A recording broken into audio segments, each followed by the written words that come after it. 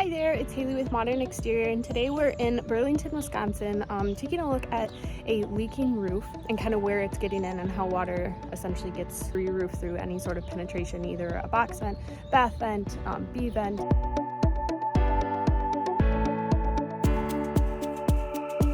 So if we take a look here, we can see we have a very old tar roof, which is, as you can see with all the cracking, it's at its age. They're experiencing some leaking kind of right in this general area. And when you take a look, the first thing, most common leaks are going to be through some sort of penetration.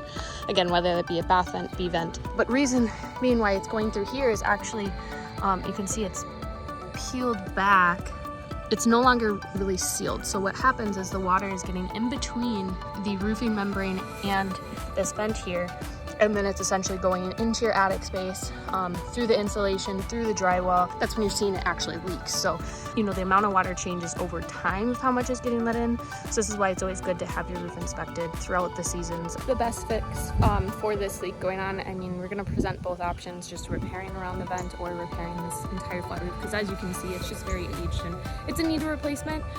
Would be the best, most cost-effective option. And essentially putting a new roofing membrane and sealing around that with EPDM or a PVC pipe boot, depending which route they went. Again, this is Haley with Modern Exterior, and we're in Burlington, Wisconsin.